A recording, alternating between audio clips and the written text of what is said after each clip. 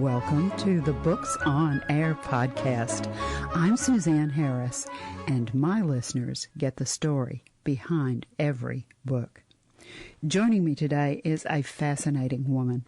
Her name is Karen Lee, and she's here to talk about her how-to book, Secret Healer's Business, how to develop your skills, work with clients, and build a successful healing business. Now, Karen is an intuitive healer, a spiritual teacher, a theta healing instructor, an author, and a speaker, as well as a voice for healers and soul-based entrepreneurs. She's trained in many healing modalities, spiritual and personal development practices for over 39 years. And when you see her picture on her website, you will not believe it. I think they have the Fountain of Youth in Australia. She's also developed her own powerful healing style, and she's a popular speaker, and she's so much fun to talk to. Karen, welcome. Thank you so much, Suzanne. Lovely to be here. Well, this is such an interesting book, and I'm really curious. You know, books have two stories. They have the story that the author writes for the reader, and as the reader goes through the book and reads the book, that story unfolds. But there's always a story behind the book. I'm always curious about why an author decided to write this book at this time. So how did Secret Healer's Business come to be written right now? I think it was really just part of my own journey that I was going through at the time, because I actually wrote it about 4 years ago, and I was doing a lot of psychic expos. I was working with a lot of clients as well, and really just going through that process of building my business, something that I'd started, 10 years earlier. And I was meeting a lot of people that, wanted to live their passion. They wanted to do what they loved, and quite often that was healing or some sort of service-based industry. And they would ask me, how did you get here? And what did you do? How did you get clients? How do you deal with this? And because I was teaching classes and that sort of thing at the time, I thought, why don't I, write this down? I'm getting all these questions. I have a lot of information that I've gathered from, these years of doing work, and I always have plenty to say. So I just started asking the questions. What question did I have when I started? What did I want to know when I got started? And I just started with those questions, and I just wrote down my feelings and thoughts and experiences on those different topics, and then just eventually it sort of came into a book. So, then it was a matter of what do I keep in, what needs to come out, and just that sort of editing process. But I hope that I've created something that is valuable to people that are on that journey of wanting to become a healer, starting to put themselves out there and, make a difference in the world, basically. Does someone know that they just have the gift of being a healer, or is that something they can develop? Definitely something they can develop. My belief on that is that anyone can do this, absolutely anyone. But some people are more aligned with it. Some people are more drawn to it. My dad, for example, is the last person on earth that would have anything to do with healing. But it doesn't mean he doesn't have the ability to do it. But it's just not how he rolls. He's more interested in other things. So I say to people, if you have the desire to be a healer and the determination to follow through, then you can absolutely do that. No problem at all. The book is so comprehensive. I really liked it. I started reading through it. I looked at everything. Let's talk about the book, and let's give the listeners an overview of the book, because you've got 4 sections and then you've got a series of exercises. Mm-hmm. Let's talk about section part 1, the world of energy healing. What is energy healing, first of all? Well, energy healing is really everything's energy. And from my perspective, if everything is energy, and we're told this by quantum physicists and scientists, that everything's energy, all the little atoms and molecules and electrons, and everything is energy. So if everything is energy, then energy can be changed. We can change our reality. And as an energy healer, I just do that through the medium of connecting to someone and then visualizing or witnessing those changes taking place in the body. So there are different ways that people go about energy healing. Some people will work with the meridians of the body, or the muscle testing, or there's all different modalities out there. But basically, it's all a way of clearing or shifting or transforming energy in the body in some way. And I think it's a beautiful way to complement Western medicine, because if you have one without the other, you have an imbalance. But people heal all different ways. No one thing's always going to work for everyone. So if we have that nice balance between Western medicine and the energy healing and the alternative methods, then I think we have a really balanced health system. Yeah, I agree. I think that there's room for all kinds of healing. And I think the world right now is so damaged that people are really looking and searching for something, and they may not really know what they're looking for. But I think they should open their minds to not just Western medicine, but there are so many other things that make a difference for our bodies, because, as you said, everything is energy. You also talk about developing your skills if you want to be a healer. How could you do that? Are there courses? Are there places to study? How does that work? This is one of my favourite parts of the book, because I love teaching people how to develop those skills and abilities. In the past, I've done that through developing intuition classes. I do it more now through actually teaching theta healing, because that is one of the best ways to learn how to develop your skills, whether or not you're going to be a healer, just to learn to tap into energy and develop your intuition. But of course, there's many other ways. For many years, I was a professional tarot reader. That really helped me develop my skills. And I think the thing that I would like to convey to people on this is that there's so many people out there that feel that they're not insured enough. Like, I want to be a healer, but I don't think I'm psychic enough, or, all of these fears and doubts. And I was exactly the same.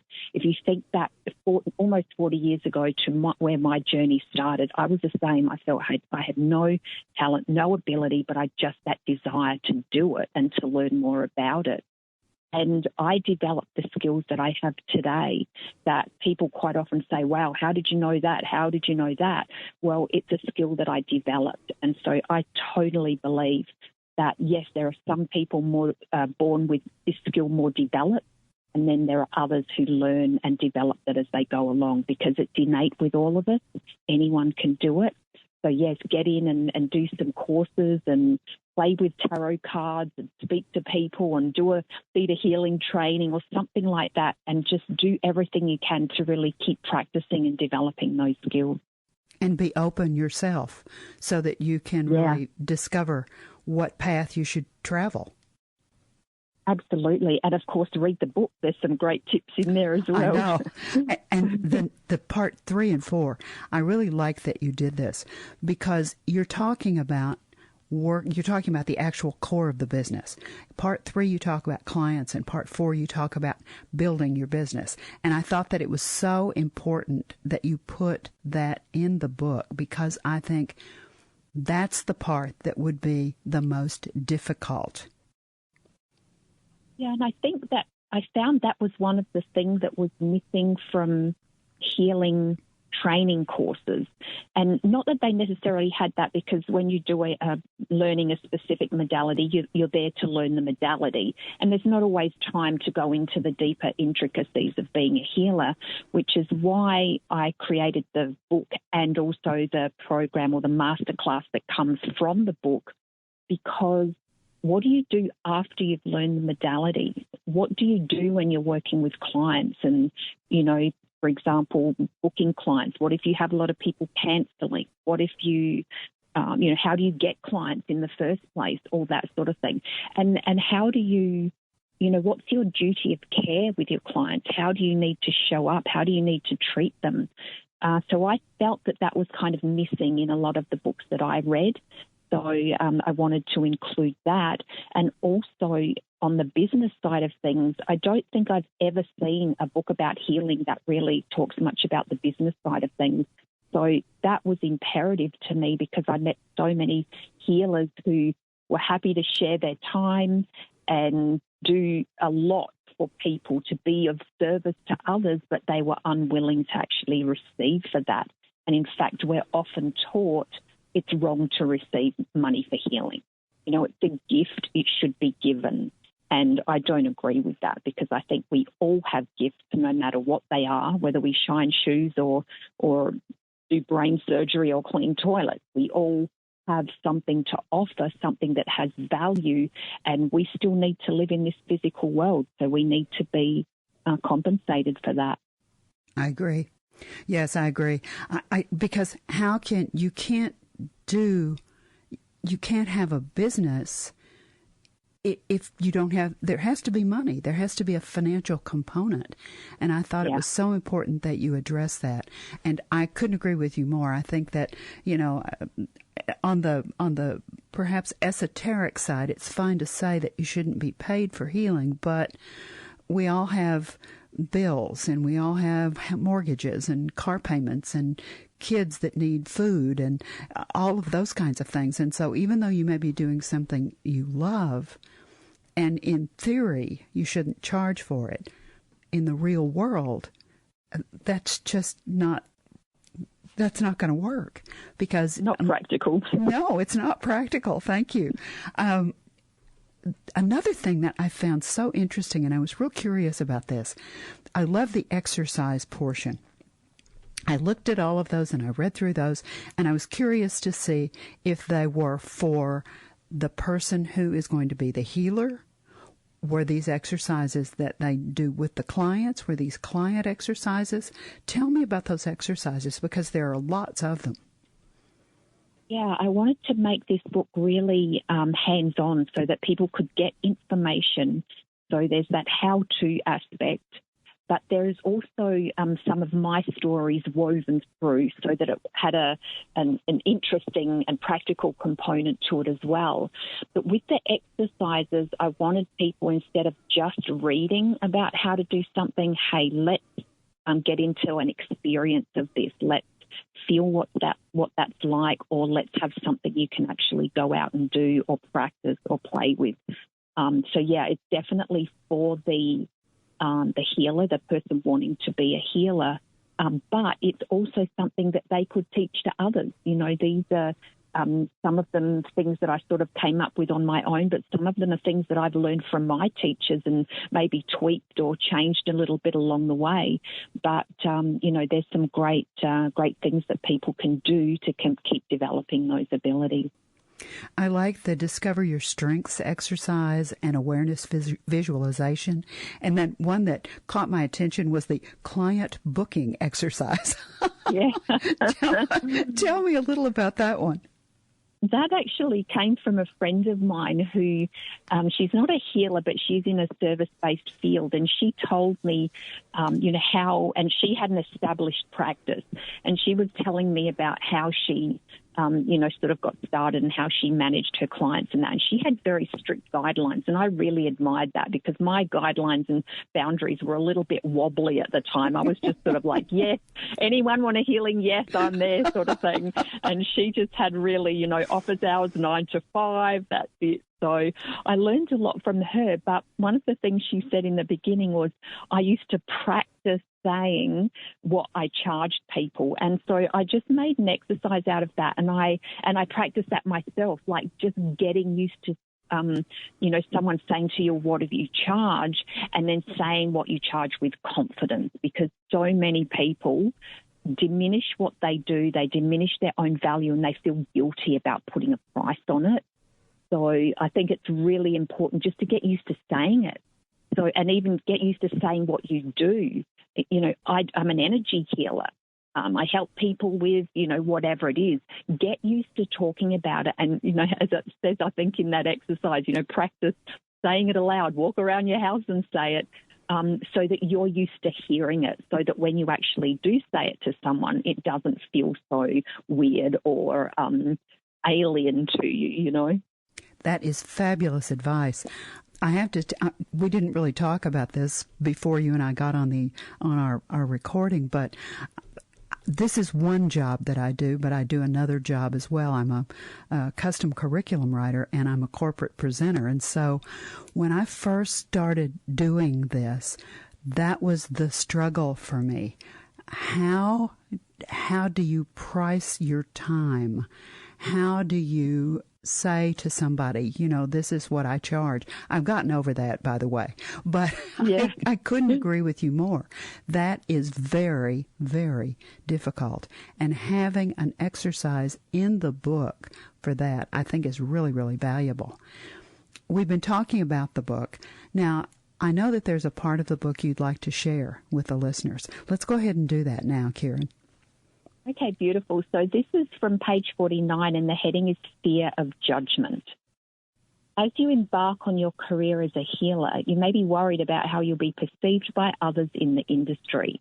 This, too, is a common concern, and one that I had when I first started working at local psychic expos. The way I dealt with it was to ensure my stall was always set up early, so I could go around and introduce myself to a few other readers, healers and stall holders at each event. I'd say hello and ask what they were doing. This helped overcome fears about being new, and soon I began to feel like part of the community.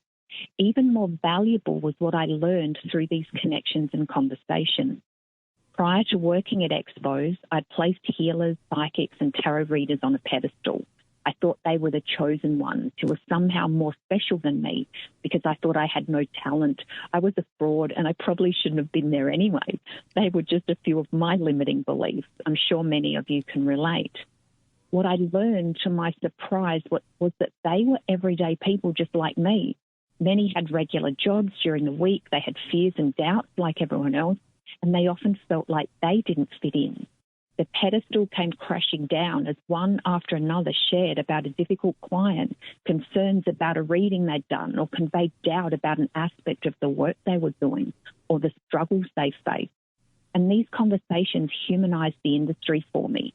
The point is we all start somewhere, and it's okay to feel a little out of your depth at first. Over time, you'll gain confidence, and the rewards that come from mastering each part of your journey will be beyond anything you can imagine.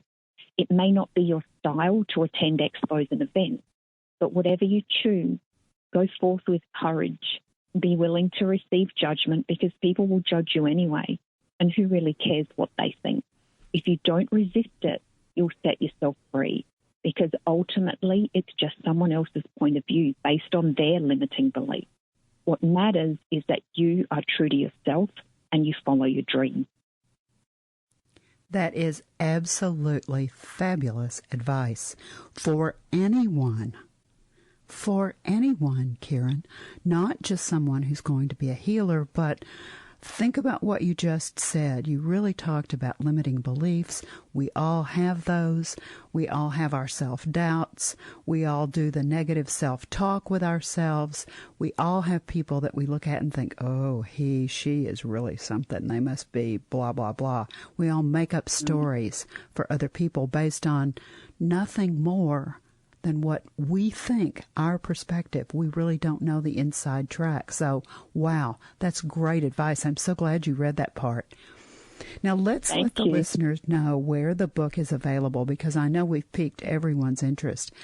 It is on Amazon, and let me give you the information to find it on Amazon. Now, if you've never used Amazon before, all you do is put the word Amazon in your search feature and click on it. I mean, I think computers just automatically know where it is because it'll just go to Amazon very quickly. The title of Karen's book is Secret Healer's Business. Then there's a colon. and there's a secondary part. But I think if you just put in Secret Healer's Business, you'll be fine. But the second part is how to develop your skills, work with clients, and build a successful healing business by Keryn, Keryn Lee, Lee. If you click on that, the book comes right up. And in the upper right-hand corner, you'll see two words. If you look for them on the representation of the cover, it says look inside. If you put your cursor on those two words and just click on them, the book will electronically open. And you'll be able to see the table of contents, and there's an excerpt from the book that you can read. Now, you can also order it right there on that page. And I know that some of our listeners, Keryn, let's face it, Amazon is such a big corporation. Some people don't like to support big corporations, and they want to buy the books somewhere else. Can they find the book somewhere else? Absolutely. If you go to my website, secrethealersbusiness.com, there are numerous options on there. It's available through Book Depository and I think Barnes & Noble, many others. It's an ebook version and physical version.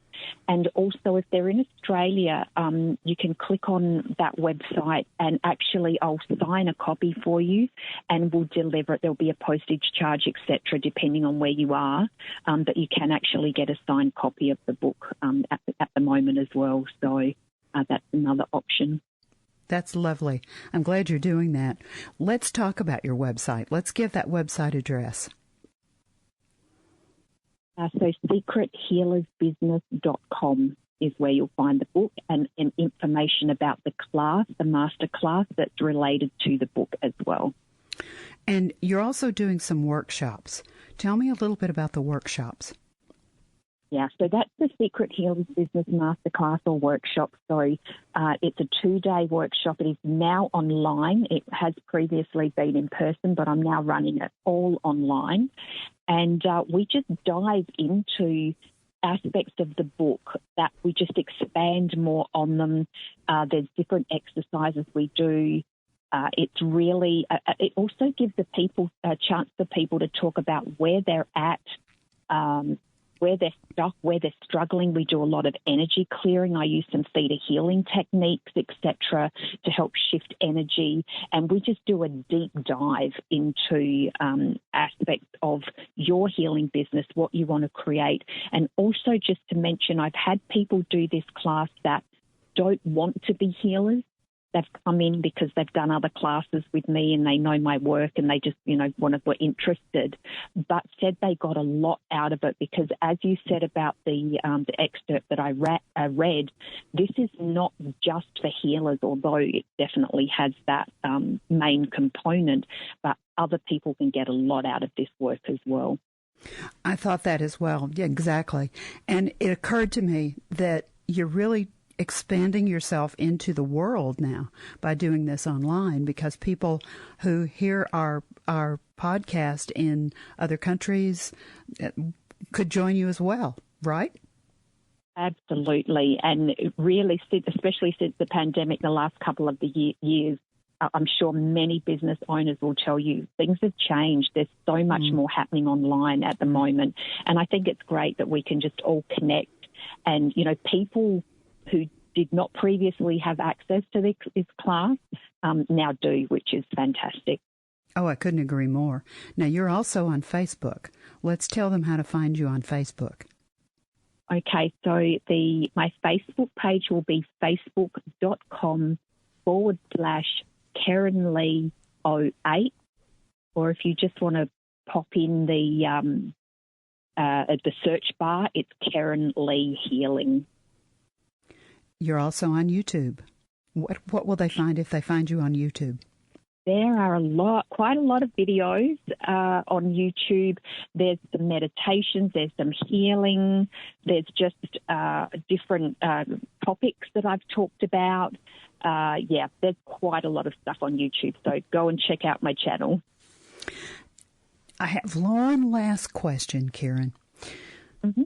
I know that our listeners probably won't sit down and read the book cover to cover. This is not a book that you would necessarily do that.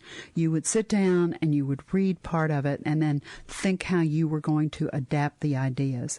And you'd go through the book, but it wouldn't be just in one sitting. And then you would keep this book, and you would keep it in a handy place because there's so much good advice and so much good information, and I love the exercises. So when the person reads the book, not cover to cover, but from day to day, besides the business advice and besides talking about healing, is there a bottom line message that you would like the reader to take away from the book? I think, as you said, it's not a book that has to be read cover to cover. You can definitely just, open it, flick to a page and, see what comes up. Whatever you need in that moment will be perfect for you. But I think overall, the message is just about, trusting yourself. If you feel that you have something that you want to share with the world, something that you feel inspired to do, something that you want to help others with, really just go for it, because I think no matter whether it's healing or not, this book is really about encouraging, inspiring, empowering people to recognise you have the desire to do something. Start stepping towards it. Step into it. Live your dream. Don't let the fears and doubts hold you back, because if I had have done that, I'd still be back where I was 40 years ago, feeling sorry for myself because, someone didn't pick me to go into an advanced class. Whereas now, I'm in a much different position, really feeling happy and, successful with what I'm doing. And we can all do that. So, yeah, be courageous, step forward, do what you love. I love the message from the book. You just have... It's so funny, as I've heard you talk, those are thoughts that I've had in my head as well. And it's just so funny how the philosophy that you're espousing in the book just is such a positive philosophy, and it's the way I believe as well.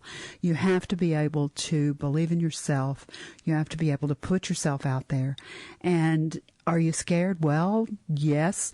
I just did a session for a group of judges in a court, and doing a speaking session for someone like that is intimidating. And I thought to myself, all right, I can do this. And so I just got up there and I did it.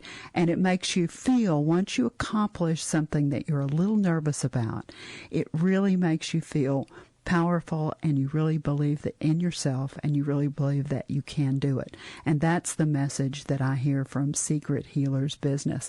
Even though it's geared to healers, anyone that picks this book up will find something in that book for them, and the exercises alone would be worth picking up a copy of the book. It has been delightful to have you as a guest on Books on Air. I want to thank you so much, Karen, for being here with me today. Thank you so much, Suzanne. That was really fun and lovely to talk to you, and wonderful to be able to share that with your listeners. I couldn't agree more. Now remember, you can find Kieran's book, Secret Healers Business, How to Develop Your Skills, Work with Clients, and Build a Successful Healing Business, by Kieran, Keryn, Lee, Lee. You've been listening to the Books on Air podcast, brought to you on webtalkradio.net. By the way, you can also hear this podcast on Spotify, iHeartRadio, Stitcher, and Apple Podcasts. I'm Suzanne Harris, and I hope you'll join me for our next Books on Air podcast, because remember, you never know who's going to be here, and you never know what we're going to talk about. Thank you so very much for listening.